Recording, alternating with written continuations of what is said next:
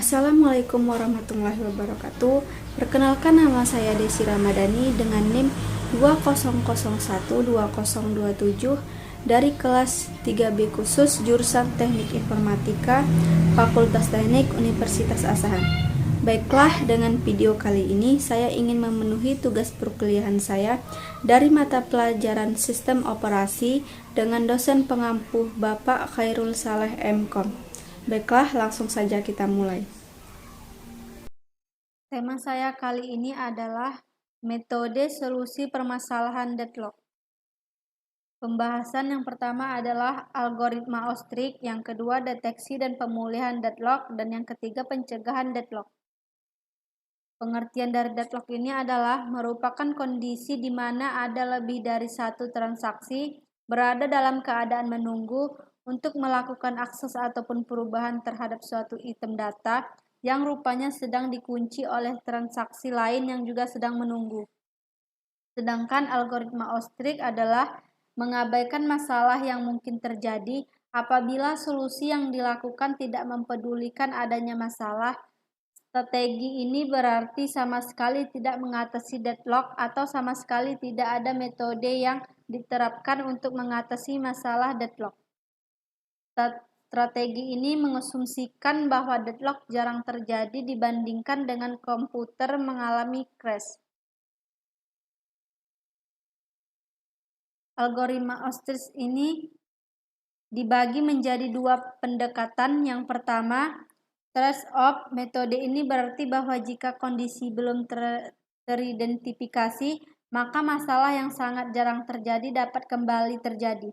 Dan yang kedua, pendekatan hibrid, menentukan bahwa deadlock sangat jarang atau malah tidak sama sekali terjadi. Deteksi dan pemulihan deadlock ini yaitu deteksi untuk mengatasi ada atau tidaknya deadlock dalam suatu graf dapat dilihat dari perputaran dan resource yang dimilikinya. Yaitu yang pertama, jika tidak ada perputaran berarti tidak deadlock. Sedangkan yang kedua, jika ada perputaran, ada potensi terjadi deadlock. Dan yang ketiga, resource dengan instan tunggal dan perputaran mengakibatkan deadlock. Ini ada contoh dari graf dengan deadlock. Sebelah kiri saya graf dengan deadlock, sedangkan yang sebelah kanan saya graf tanpa deadlock. Pada gambar graf dengan deadlock, terlihat bahwa ada perputaran yang memungkinkan terjadinya deadlock dan semua sumber daya memiliki satu instan kecuali sumber daya R2. Graf tersebut memiliki minimal dua perputaran, yaitu 1 R2 ke P0, P0 ke R0, R0 ke P1, P1 ke R1, R1 ke P2, dan P2 ke R2. Dan yang kedua adalah R2 ke P1, P1 ke R1, R1 ke P2, dan P2 ke R2. Gambar di atas menunjukkan beberapa hal sebagai berikut. Yang pertama, P0 meminta sumber daya ke R0, R0 mengoleksikan sumber dayanya pada P1, P1 meminta sumber daya ke R1, R1 mengoleksikan sumber dayanya pada P2, P2 meminta sumber daya ke R2, R2 mengoleksikan sumber dayanya pada P0 dan P1, dan yang terakhir R3 mengoleksikan sumber dayanya pada P2. Hal-hal tersebut dapat mengakibatkan deadlock sebab P0 memerlukan sumber daya R0 untuk menyelesaikan prosesnya, sedangkan R0 dilokasikan untuk P1. Gambar graf tanpa deadlock memiliki perputaran tetapi deadlock tidak terjadi. Pada gambar di atas, graf memiliki satu perputaran, yaitu R1 ke P2, P2 ke R0, R0 ke P3, P3 ke R2, dan R2 ke P0. Graf di atas menunjukkan beberapa hal, yaitu P0 meminta sumber daya ke R1, R1 mengoleksikan sumber dayanya pada P2, P2 meminta sumber daya ke R0, R0 mengoleksikan sumber dayanya pada P3, P3 meminta sumber daya ke R2, RO mengoleksikan sumber dayanya pada P3, dan yang terakhir R1 mengoleksikan sumber dayanya pada P1. Selanjutnya, pemulihan deadlock. Hal-hal yang terjadi dalam mendeteksi adanya deadlock adalah: yang pertama, permintaan sumber daya dikabulkan selama memungkinkan. Yang kedua, sistem operasi memeriksa adakah kondisi virtual wait secara periodik. Yang ketiga, pemeriksaan adanya deadlock dapat dilakukan setiap ada sumber daya yang hendak digunakan oleh sebuah proses. Dan yang keempat, memeriksa dengan algoritma tertentu. Ada juga beberapa jalan untuk kembali dari deadlock, yaitu untuk sementara waktu menjauhkan sumber daya dari pemakaiannya dengan memberikannya pada proses yang lain. Ide untuk memberi pada proses lain tanpa diketahui oleh pemilihan dari sumber daya tersebut tergantung dari sifat sumber daya itu sendiri. Perbaikan dengan cara ini sangat sulit atau dapat dikatakan tidak mungkin.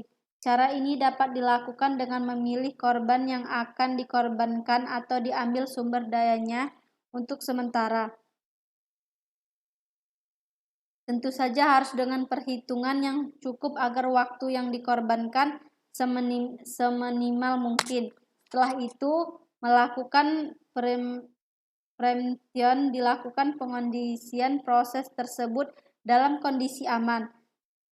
Setelah itu proses dilakukan lagi dalam kondisi aman tersebut. Selanjutnya, melacak kembali.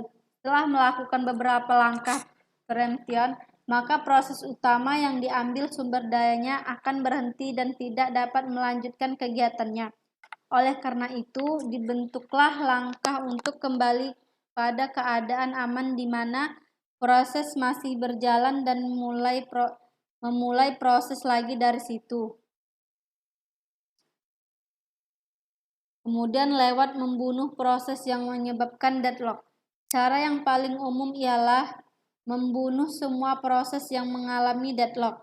Cara ini paling umum dilakukan dan dilakukan oleh hampir semua sistem operasi. Namun, untuk beberapa sistem, kita juga dapat membunuh beberapa proses saja dalam siklus deadlock untuk menghindari deadlock dan mempersilahkan proses lainnya kembali berjalan. Kemudian adalah pencegahan deadlock. Yang pertama, meniadakan mutual exclusion, melakukan spooling perangkat-perangkat yang harus didedikasikan ke suatu proses. Dengan spooling, permintaan-permintaan diatrikan di hard disk. Tiap job diantrips ke folder akan dilayani satu persatu. Yang kedua, meniadakan hold and wait, mengoleksikan semua sumber daya atau tidak sama sekali. Dan yang kedua, hold and wait. Yang ketiga, meniadakan non-preemption. Yang keempat, meniadakan menunggu virtual. Terbagi pula menjadi dua, yaitu yang pertama, proses hanya diperolehkan menggenggam satu sumber daya, dan yang kedua, penomoran global semua sumber daya. Di sini juga sudah tertera daftar pustaka yang bisa kita cari atau info yang lebih detail lagi. Sampai sinilah yang bisa atau yang dapat saya sampaikan. Kurang dan lebih saya mohon maaf. Saya sudahi. Wabillahi taufiq wal hidayah. Wassalamualaikum warahmatullahi wabarakatuh.